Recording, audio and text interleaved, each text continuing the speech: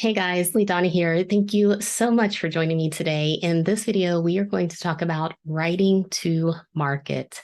What does writing to market mean? Why is it important? And when is it okay to completely ignore the whims of the marketplace? We will start out by first defining what the market is. And simply put, the market is readers, the people who are buying books in any specific genre. If you are writing for the purpose of selling your books, finding these readers who will buy your books is imperative because they are your market. We're not going to cover all the ways you can find those readers in this video, but I will tell you that without any sort of a marketing budget, it is difficult to reach your market. Another thing that makes it hard to find your specific readership is the fact that most authors struggle with placing their books into a specific genre. Stories come to us and we write them.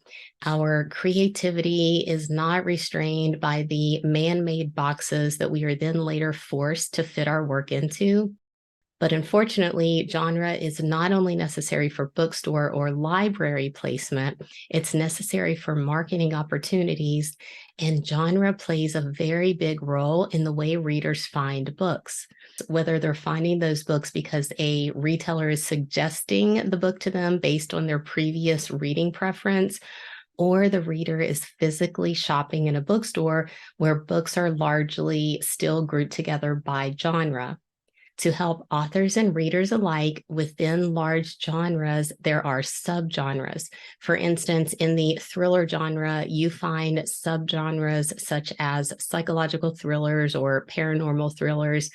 And these subgenres allow a reader to dial down on exactly what it is they're looking for. Because as readers, we all have finicky taste. We're looking for a very specific thing. This holds true for eclectic readers, those of us who read in a lot of different genres, and it especially holds true for voracious readers of any particular genre. Some folks have one main genre and they rarely stray away from that. These readers in particular want to see common themes in all of their books. These common themes are often called tropes. As writers, we hear a lot of noise about how people are sick of tropes, but when you look at the data, that noise just does not hold up. Readers want what they want, and they absolutely do have expectations, trope-heavy expectations. So if your goal is to be a household name like Stephen King or a book-selling superstar, and you have a large marketing budget, and I do mean large because you will be going up against publishers spending thousands of dollars a day, then you can certainly follow your muse and ignore the market because the advertising will push your work through. And within the advertising, you will be able to change the graphics and the wording to make your book resonate with all the subsets of the genre readers out there.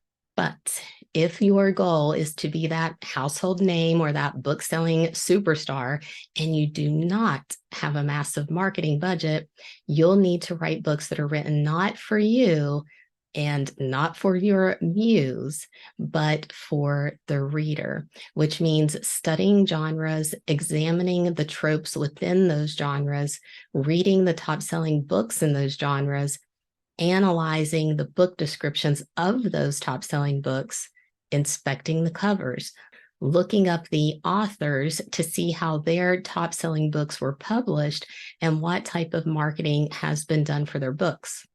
Now, studying the authors writing top-selling books in your genre is a little more in-depth, and the reasons to do it certainly go beyond simply writing to market. But I wanted to add it in because some authors run large Facebook groups, and many of those Facebook groups directly connect back to authors who very specifically write to their market. They've dialed in on what their readers like, and they replicate that formula in each book. Thus, their readers keep buying because they know exactly what they're going to get, and spending money on that book is a safe bet for them. As readers, all of us have authors we automatically buy.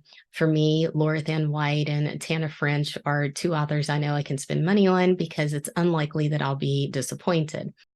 I've actually bought some of their books more than once because I forget that I've read them until I start reading the book again, or maybe I read it as an ebook and then I've picked it up as a physical copy somewhere. Again, I'm not disappointed when that happens. I sometimes intentionally buy duplicates of books anyway, because I do most of my fiction reading in ebook format. So if I really like a book and I can afford to buy the paperback for my collection, then I'll go ahead and do that. But writing to market is simply finding out what the readers of a particular genre are expecting from that genre. And then you write your heart out to deliver for those readers the exact thing they expect, so that you then can become one of their trusted auto-buy authors. Writing to market typically yields higher sales, and this is why you hear so many industry insiders telling authors to write to market if they want to make a living off of their writing. But here's the thing. Making a living is subjective because some authors can live off of 30,000 a year while others need well over six figures. So you, as the designer of your own life, will have to sit down and map out what you intend to do with your writing. If you want the superstardom, if you will not be fulfilled or consider yourself a success unless you earn a particular award or sell a certain number of books or earn a particular dollar figure, then write that goal down and then study the authors who have achieved those goals and see how they did it. Writing to market will absolutely help you if high volume sales is your top priority. That doesn't mean you'll write the book, put it up for sale, and readers will flock to you. Typically, you'll have to do some form of marketing, even if that marketing is only social media.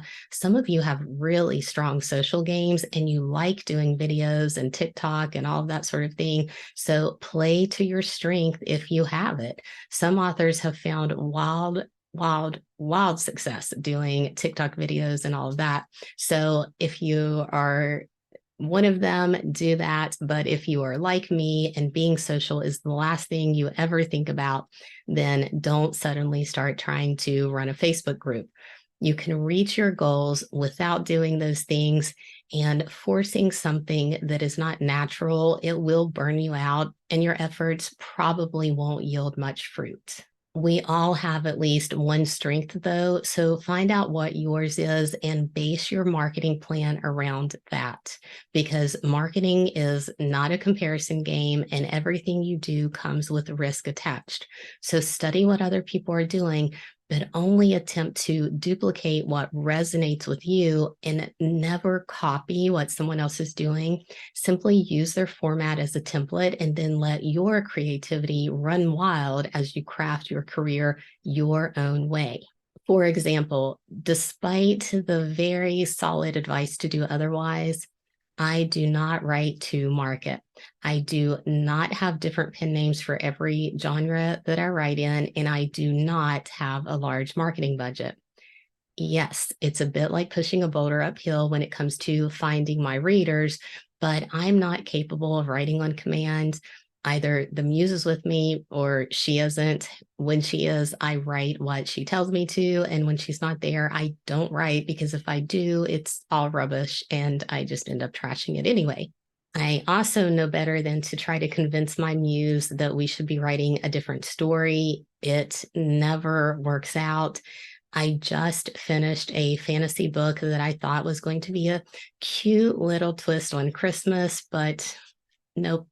It is now a Norse mythology trilogy, and it does not fit nicely into any genre yet again.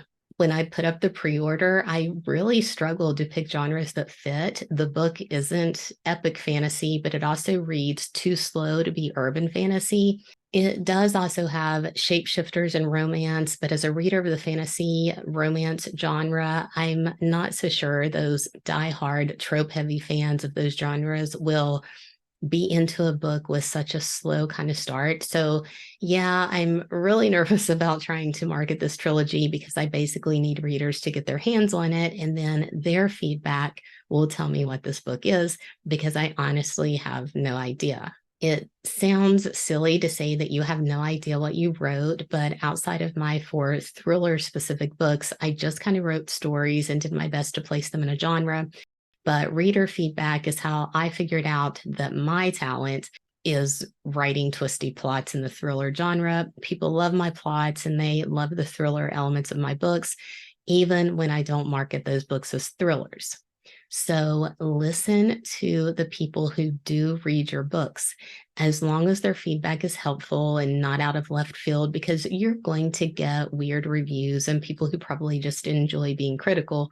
But you will be able to suss out which reviews are genuine thoughts and opinions, and you can use that feedback, letting your readers mold your writing, because that's the way you gain true fans, especially when you are an author who does not write to market. For me, the first four books I released were romantic suspense. And then after figuring out what my readers liked and wanted, I released four thriller books. These were the stories already floating around in my brain, and a couple of them already had rough outlines, but listening to my readers let me know those were the books I needed to focus on.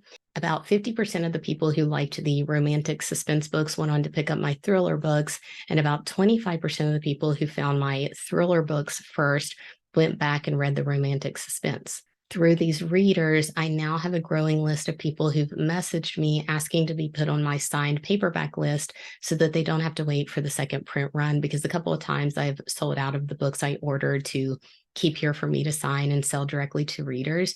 So I keep a master list of these auto buy paperback readers, and each time I release a new book, that list grows a little more. I've reached out to some of those folks already, letting them know my next three books are fantasy and that I won't be offended if they don't read fantasy and therefore they don't want those signed copies. But so far, every single person has said that they do want the books, even those who say that they do not read fantasy. They have a typical response that they like my writing style and they just want to see what I've done in this genre. And I'm telling you this because when I post these videos, I'm not giving you advice as an expert or a guru of any sort. I'm simply giving you information, even if it's to say, don't push boulders uphill the way that I do. There is an easier way to reach your goals surrounding sales numbers, rankings, and all the bragging rights kind of things that many people aspire to. There's also the hard way. And if you want to do every single thing in your life the absolute hardest way possible, then please, by all means, follow my lead. I am doing this as my career. Writing is how I plan to pay all of my household bills.